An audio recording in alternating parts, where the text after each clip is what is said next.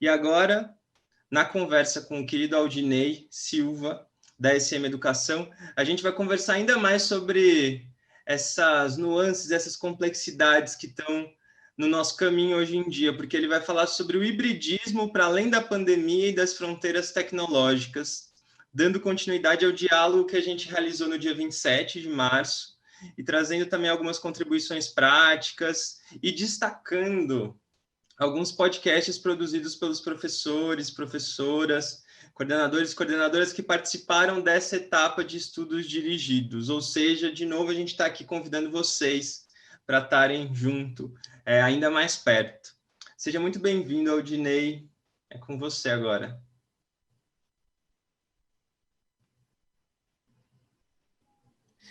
Bom dia a todos, um prazer sempre falar com vocês. Obrigado, André, aí, pela receptividade, pelas palavras. A gente vai conversar um pouquinho sobre hibridismo, sobre essas metodologias ativas que estão tão em voga hoje, né? Principalmente devido à pandemia, né? Se tem alguma coisa que a pandemia trouxe para a educação, né? Foi, olha, de um dia para o outro, nós professores precisamos inventar um novo jeito de dar aulas aí. As aulas presenciais físicas não podem acontecer. Como vamos fazer? Isso acabou colocando foco, André, no hibridismo, nas tecnologias, e é sobre isso que a gente vai conversar um pouquinho hoje, né? O convite é entender como potencializar essas metodologias ativas, esse hibridismo, para que a educação aconteça de forma cada vez mais significativa, cada vez mais colada ao mundo do aprendente, né? Que é o nosso foco principal do educador, é o aprendente, né? Aquele que aprende. Eu gosto muito de um rapaz chamado Simon Sinek. Ele tem lá o Círculo Dourado, que ele fala sempre em três coisas que a gente deve falar ao comunicar uma informação, né? O porquê, o como e o quê. E aí, ele tem até um livro, ele escreveu um livro que se chama Comece pelos Porquês. E quem vai trazer o nosso porquê hoje é uma participação da professora Dineila Félix, que ela está representando todos os excelentes podcasts que nós tivemos no nosso ambiente virtual. Foram muito boas produções, foi difícil escolher uma para representar todos os porquês, né? Mas o nosso tempo pede um representante. Então, professores, educadores, coordenadores, gestores que participaram efetivamente da nossa conversa lá no ambiente virtual, sintam-se representados por esse podcast produzido pela professora Dineila Félix. Dineila, fala um pouquinho para a gente aí sobre ensino híbrido. Olá, sou a professora Dineila Félix e nesse podcast teremos um resumo simples e direto sobre o ensino híbrido. Com a pandemia da Covid-19, o mundo se adaptou em uma nova realidade. Então, em primeiro lugar, precisamos definir o que é um ensino híbrido e como é aplicado esse modelo de aprendizagem. Sabemos que a tecnologia é, sem dúvida, uma das maiores aliadas de professores e de educandos. Nesse momento de pandemia, o ensino híbrido tornou-se indispensável ao processo ensino-aprendizagem. Esse tipo de ensino mescla aulas online e presenciais, intercalando conteúdos que se complementam, promovendo autonomia e engajamento do educando e o processo ensino-aprendizagem. Na unidade escolar, é necessário que a equipe docente alinhe estratégias para o ensino-aprendizagem. Pensando nisso, temos as aulas síncronas e assíncronas. Síncronas, as aulas acontecem no tempo real, entre professor e os alunos, mesmo no ambiente virtual. Assíncronas são aulas que acontecem no tempo dos estudantes, isso porque o professor e os estudantes não precisam interagir ao mesmo tempo. Destaca-se também que o professor deve escolher as ferramentas necessárias e mais apropriadas para o momento. Por exemplo, o professor, para ter acesso às aulas remotas, tem que ter uma ferramenta que dê acesso às videoconferências. E também nessa ferramenta tem que dar acesso a compartilhamentos de telas, onde o professor possa passar textos, vídeos, músicas e o que desejar compartilhar com os alunos. E, além disso, também é necessário ter um local para armazenamento das suas atividades. Então, deve-se escolher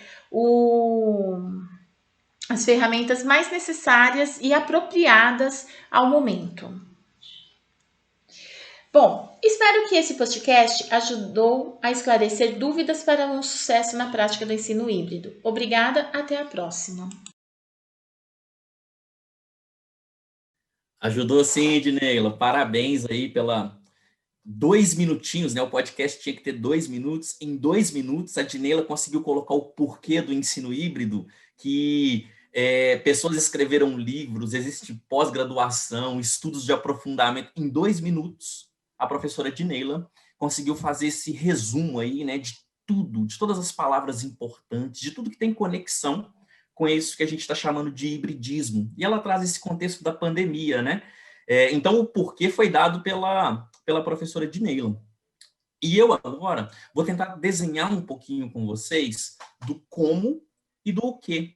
Eu vou tentar trazer tudo isso que a gente já conversa, já sabe aqui na teoria, tentar trazer ligação com prática, com a ação do professor, com a ação dos atores, com a ação dos alunos. E aí, a primeira coisa que eu quero conversar um pouquinho com vocês é o conceitual. Queria que minha mãe estivesse aqui agora, ouvindo eu falar isso aqui que eu vou falar agora, que eu vou gastar todo o inglês que eu tenho na vida. Tudo que eu sei de inglês na vida vai ser nisso que eu vou dizer agora. Na literatura, no seu nascimento, o ensino híbrido é chamado de blended learning. Nossa senhora, arrebentei agora, viu? Que se a gente pudesse traduzir para o nosso português, seria aprendizagem misturada. Aprendizagem batida no liquidificador, né, no blended. E nós, brasileiros, traduzimos como ensino híbrido. Na literatura chamava aprendizagem misturada e nós traduzimos por ensino híbrido. Aldinei, para de chatice, você está pegando no pé do termo. Eu estou pegando no pé do termo porque a aprendizagem misturada foca em quem aprende. O ensino híbrido foca em quem ensina. Eu desloco o objeto principal do estudo, da literatura, da aprendizagem. Quando eu estou falando de ensino híbrido, eu estou focando em quem está ensinando. O aprendente está colocado no termo? Tá. Ensino e aprendizagem são 2 palavras que são muito próximas. Mas quando eu coloco aprendizagem misturada, eu estou focando no ator principal da aprendizagem. Eu estou focando no estudante. Estou focando no aluno. E aí começam a aparecer os atores da aprendizagem híbrida. As crianças, os adolescentes, os professores, os gestores, aqueles que aprendem. E eu trouxe essa imagem aí para representar uma criança, né, olhando para o celular, né? Hoje, o recurso tecnológico, que é o que a gente vai abordar um pouquinho para frente, ajuda muito nós educadores. Mas que criança é essa? Que aprendente é esse que nós temos hoje? Vou fazer uma comparação com o que eu tenho de recurso. Eu tenho lembranças do aluno Aldinei. O aluno Aldinei, ele vivia num tempo em que ter a informação era difícil. Como assim difícil, Aldinei? Sim, as informações estavam em lugares pouco acessíveis. Livros. Se você quisesse ter informação no meu tempo, você tinha que ter os livros, comprar os livros. Exemplo disso, a Barça. A Barça tinha todas as informações do planeta. Qualquer coisa que você precisasse, você ia à Barça e perguntava. Se você não tivesse dinheiro para comprar a Barça, você teria que ir a uma biblioteca pública. Eu cansei de ir à biblioteca pública da minha cidade, eu sou de Belo Horizonte, para fazer trabalho escolar. porque a gente não tinha acesso a esse conteúdo. Então, na minha época, quanto mais informação eu conseguisse guardar, melhor. Por isso, os professores se preocupavam em oferecer a maior quantidade de conteúdo, a maior quantidade de informação possível. Para os meninos de hoje, a informação está muito mais acessível. É bem fácil hoje conseguir a informação. Tem um oráculo, né? Antes tinha o oráculo de Delfos, hoje tem o oráculo Google, que se você souber fazer uma boa pergunta para ele, ele ajuda a encontrar alguém que tem uma boa resposta. A gente tem hoje os assistentes virtuais, que você consegue conversar, olhar para o assistente virtual e falar com ele assim: ô Zé, quantas horas agora? E o assistente virtual descobre quantas horas. Ô Zé, se eu precisar conversar em inglês com alguém, como eu falo a palavra casa? O assistente virtual te ajuda com essa informação. Bom, Aldinei, então se o conteúdo, se a informação está muito mais acessível, o que esse ator aprendente precisa? Fazer boas perguntas. Será que nós, educadores, será que o nosso modelo de ensino, será que o nosso fazer pedagógico hoje ajuda aos alunos, ajuda aos estudantes fazerem boas perguntas? Ou nós continuamos pedindo aos alunos que deem boas respostas?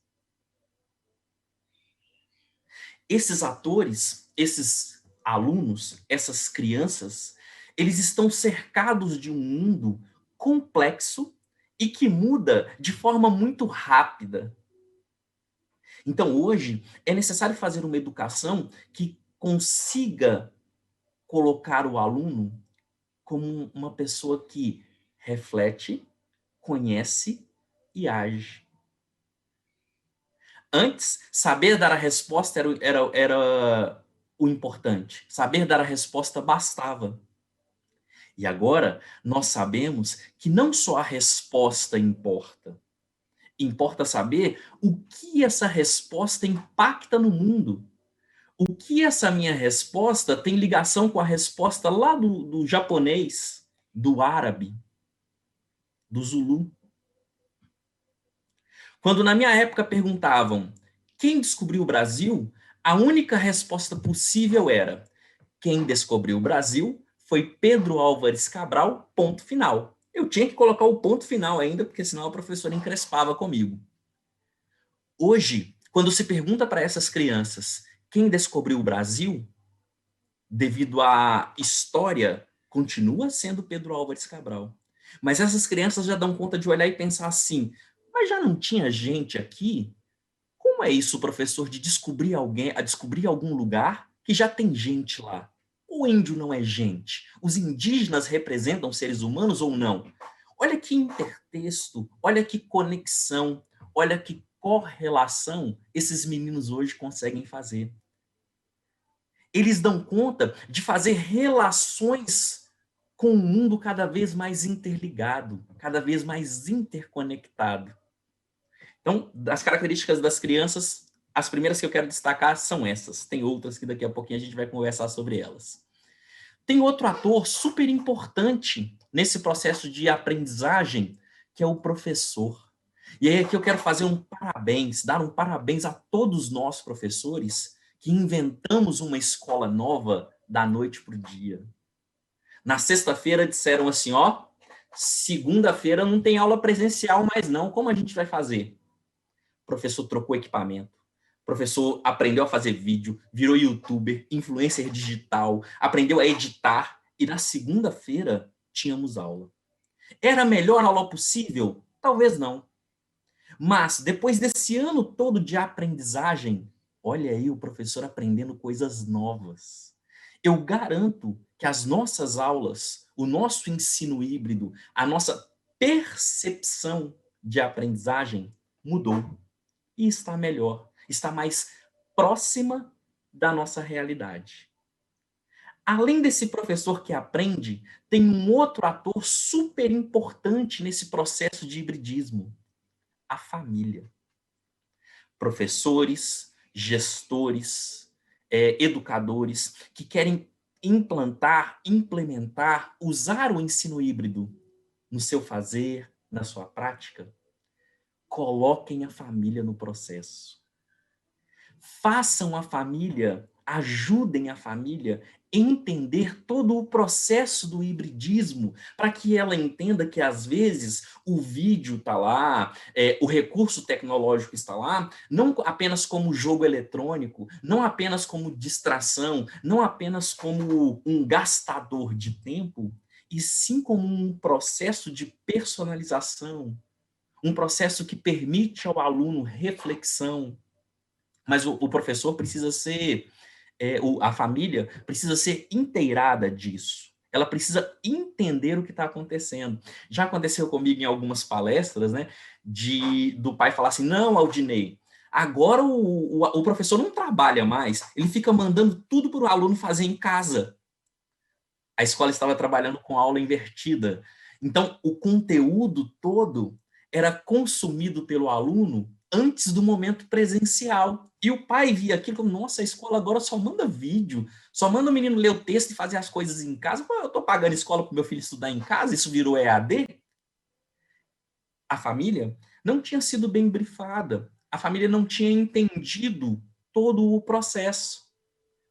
E ao não entender todo o processo, ela acaba duvidando. Eu acabo gerando dúvida no processo. Então, professores, escolas, educadores, se eu quero trabalhar com hibridismo, se eu quero trabalhar com metodologias ativas, a família é ponto fundamental. Ela tem que ser muito bem orientada para que ela entenda o porquê de cada uma daquelas ações. O vídeo está ali com uma intencionalidade pedagógica. Não é um vídeo para passar tempo.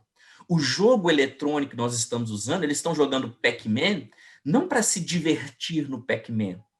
Pac-Man é divertido? É divertido. Mas além de divertir no Pac-Man, esse Pac-Man está colocado ali porque o professor, naquele momento, tem uma intencionalidade pedagógica. E a família precisa entender isso. A família precisa entender quais habilidades e quais competências aquela ação, aquela prática desenvolve no filho dele, desenvolve na criança que está aprendendo. Eu coloquei só esses 3 atores para a gente conversar devido ao tempo, mas eu poderia falar dos gestores, poderia falar dos outros funcionários da escola que são fundamentais, do porteiro, faxineira, as pessoas da secretaria, todo mundo que está num processo, que está num espaço escolar, é educador. Tem a função de desenvolver habilidades e competências. Mas eu citei só esses três, devido ao meu tempo aqui, eu acho que atingem o que eu queria trazer dessa importância do ensino híbrido. E aí, peraí que meu celular travou meu controle aqui, pronto. E aí, aparecem algumas palavras super importantes do que a gente precisa desenvolver. Falei dos atores, mas eu preciso mudar também o meu ambiente.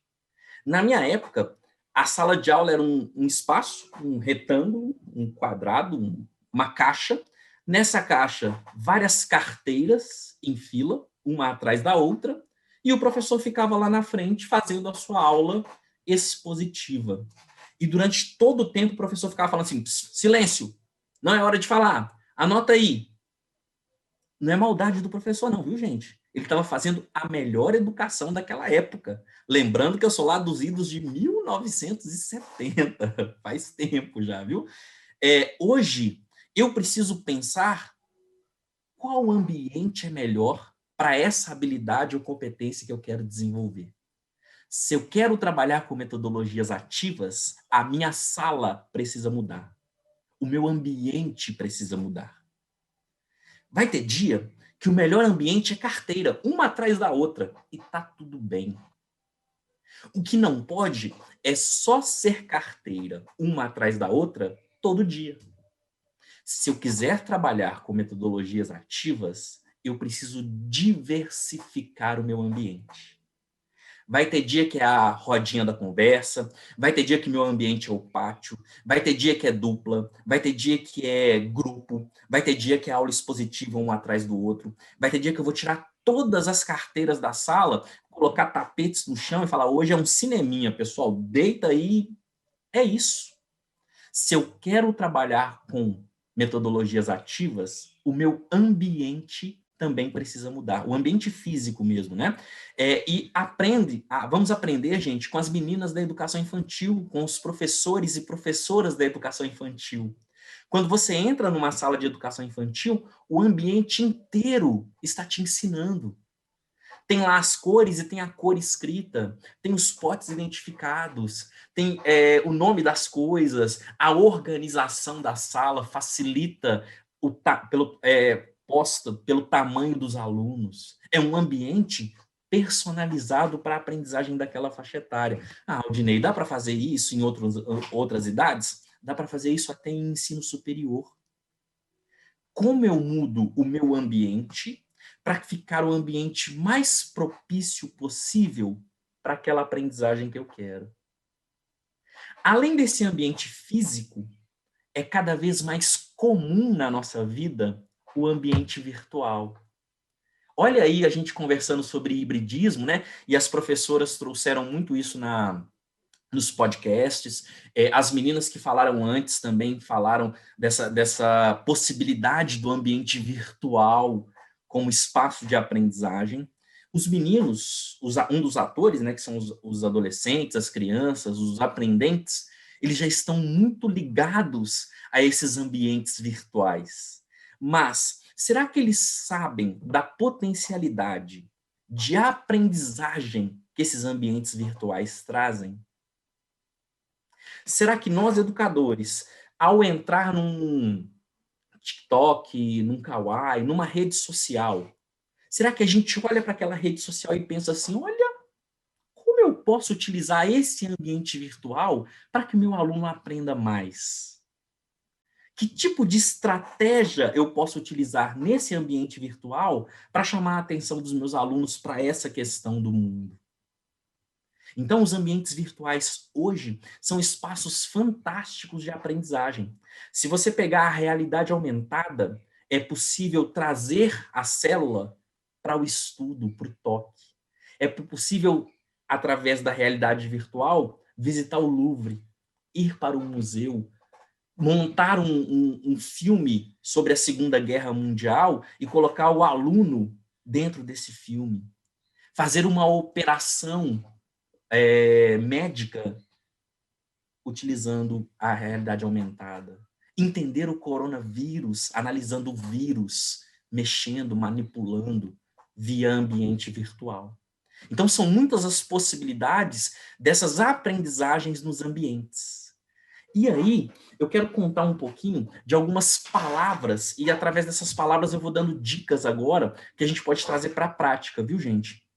Toda vez que a gente fala sobre ensino híbrido, falam lá assim, ensino híbrido tem a ver com protagonismo e personalização.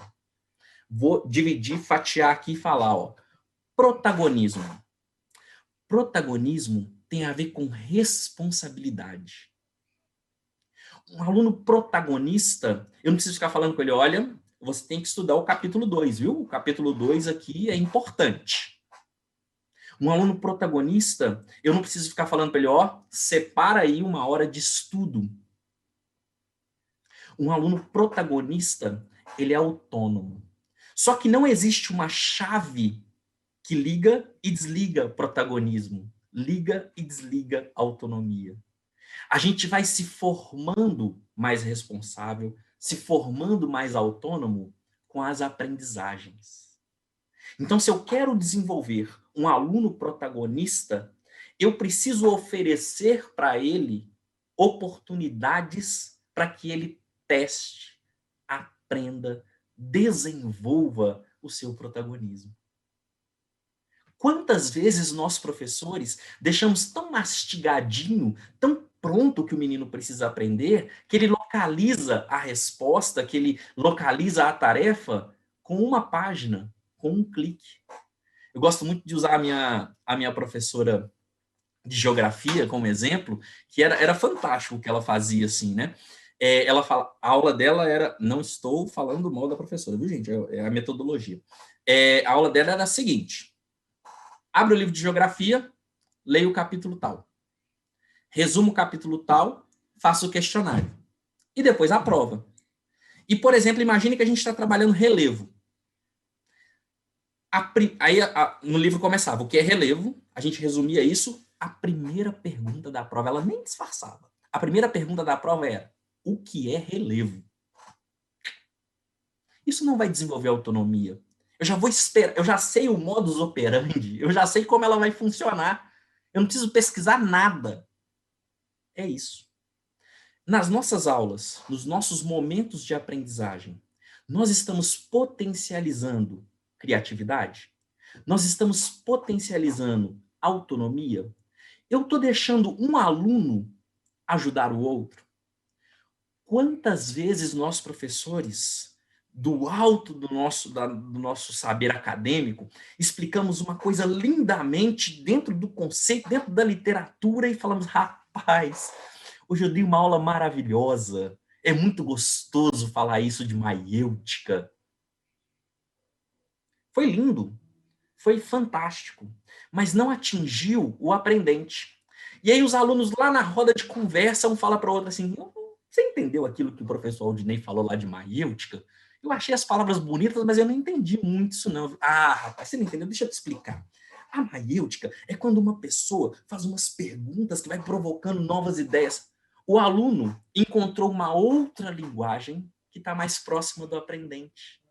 Se eu libero os meus alunos para colaborarem, para compartilharem, para sempre mostrarem o que eles sabem, a aprendizagem fica mais significativa. Tanto para quem ensina, porque quem está ensinando, para eu ensinar alguma coisa, para eu chegar no momento de transferir, eu tenho que ter dentro de mim um conhecimento já sistematizado, embasado. E aí, o aluno que ensina, além de ajudar o outro a ter uma linguagem mais próxima dele, uma linguagem mais acessível, ele está se ajudando, ele está melhorando o seu discurso, a sua organização de ideia. Olha os professores que ensinaram sobre ensino híbrido no podcast. Eles pegaram tudo que eles sabiam sobre ensino híbrido e falaram em 2 minutos. Vou passar para o lado de cá. Personalização. O ensino híbrido, o hibridismo, permite disponibilizar conteúdo, aprendizagens 24 horas por dia, 7 dias na semana. E o que isso tem a ver com personalização, Aldinei? Eu sou ruim das matemáticas, tá? Eu sou péssimo de exatas, seja matemática, física eu entendo até a hora da conta, química eu entendo até quando tem que fazer conta, chegou na conta, eu tô ruim. E imagine que eu tenho um aluno na minha sala, um amigo meu de escola, que é fantástico nas matemáticas. E aí, ele pegou o vídeo que o professor mandou e assistiu o vídeo uma vez só e já entendeu tudo. Eu, Aldinei, precisei ver o vídeo 8 vezes, o mesmo vídeo. Eu estou personalizando. Eu estou dando a oportunidade para o meu aluno, que tem dificuldade, revisitar aquele conteúdo no momento que ele quer. Vou citar uma filha minha de exemplo, Dandara. Dandara tem 7 anos. Ela não gosta da manhã, ela acorda de mau humor. Então, se eu coloco Dandara para estudar na parte da manhã, eu estou prejudicando essa Dandara. É melhor colocar a Dandara, ela está mais ativa, mais animada, na parte da tarde. Se eu, professor, quero personalizar a aprendizagem, a conversa com os meus alunos, eu preciso conhecer o meu grupo. Eu conheço Dandara e eu sei que de manhã ela vai funcionar, mas vai funcionar um pouquinho menos. Bora colocar Dandara para estudar, fazer as coisas à tarde. E isso é personalização. Olhe para a sua turma, olhe para os seus alunos, olhe para os seus momentos de aprendizagem e pense, para esse grupo de alunos, qual a melhor estratégia? Como fazer com que eles aprendam mais? Isso é personalização, tá? Outra característica da personalização é, muitas vezes, nossos professores, imagine lá que a gente está falando sobre hibridismo. E eu vou oferecer o vídeo para os alunos. Esse aqui é o vídeo sobre hibridismo. Vejam aí o vídeo.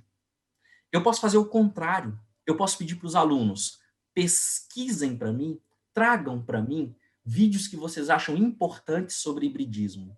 E depois eu divido esses camaradas em grupo para que eles selecionem o melhor vídeo dos 5. Opa, olha o tanto de consumo de vídeo, o tanto de consumo de conteúdo que eles tiveram sobre o hibridismo. E, ao invés de pegar a fonte que eu escolhi, eu vou ter uma multiplicidade de fontes, uma multiplicidade de vozes. É importante para o professor esse acompanhamento, essa estratégia de ser um mediador, de ser um mentor do aluno, mas deixar o aluno traçar o seu próprio caminho, criar as suas estratégias de aprendizagem. Tem gente que gosta de aprender vendo, coloca ele para o vídeo. Tem gente que gosta de aprender ouvindo, coloca o podcast. Então, imagina que eu tenho que ensinar soma para os meus alunos. Diversifique a soma em vários espaços diferentes. Fale de soma de maneiras diferentes. E aí a gente chega na próxima coisa que eu queria falar com vocês. Peraí. Que é justamente o modelo de ensino híbrido, que é o ensino híbrido por rotações de aprendizagem.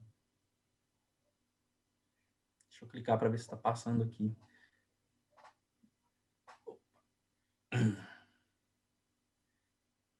Espera aí que passou o slide está demorando a passar aqui, eu passei mais do que devia. O ensino híbrido por rotações de aprendizagem. Ih, passou muito.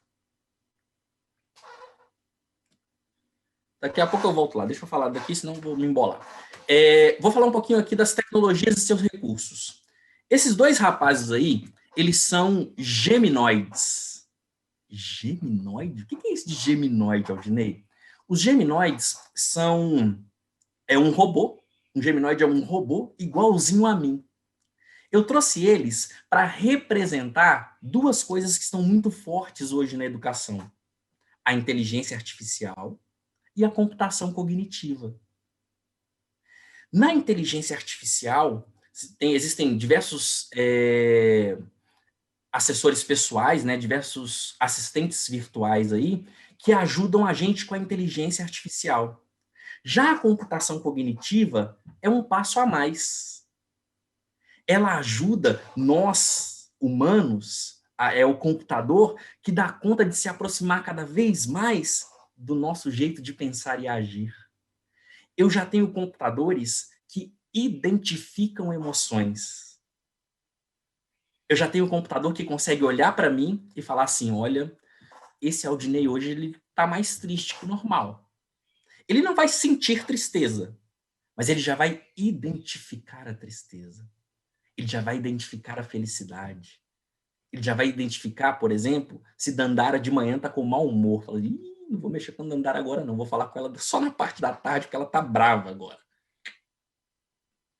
Então, as tecnologias estão cada vez mais próximas de nós. Mais próximas de representar a nossa humanidade. Daqui a um tempo, isso já aconteceu comigo, né? Eu conversei com uma atendente virtual dessas, eu conversei com uma operadora de telefonia, que eu não sabia se eu estava conversando com a inteligência artificial, com o robô, ou se eu estava conversando com um humano. Quando acabou, fiquei nessa dúvida. Será que eu estava conversando com um robô que está muito parecido com um humano, ou com um humano que foi tão treinado que ficou parecendo um robô? Eu fiquei nessa dúvida. Então, o desafio para nós, professores, é justamente achar a medida certa entre tecnologia, conteúdo e aprendizagem. Tem uma ferramenta americana chamada TPACK que trata justamente dessa união. O que o professor precisa saber do conteúdo? O que o professor precisa saber de metodologia, de pedagogia? O que o professor precisa saber de recurso tecnológico? Para finalizar, indo aqui para o meu finalmente, eu quero dar o exemplo aqui da estação por rotações, que era o slide que eu tinha passado para frente aqui. Imagine que você vai ensinar soma para os alunos. Hoje, o nosso desenvolvimento é destravar, potencializar a habilidade dos meninos de olhar para o mundo e fazer progressão numérica, somar, entender como o mundo funciona na matemática.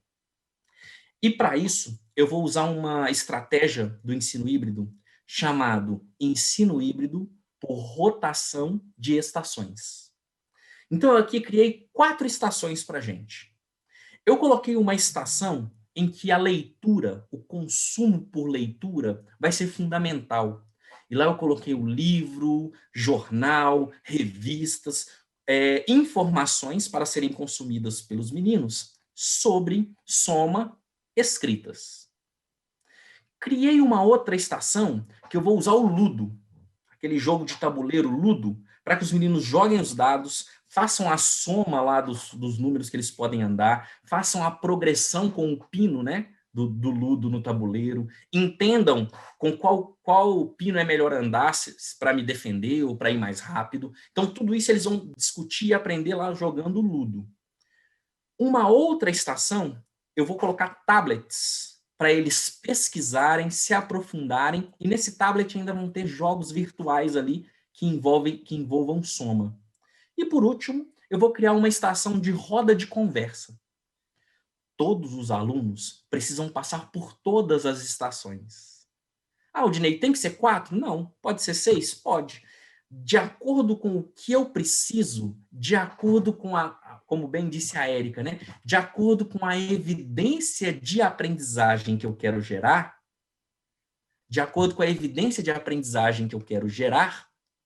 eu vou montar as minhas estações. A única coisa importante é que todos os alunos passem por todas as estações e que essas estações sejam o mais diversificadas possíveis.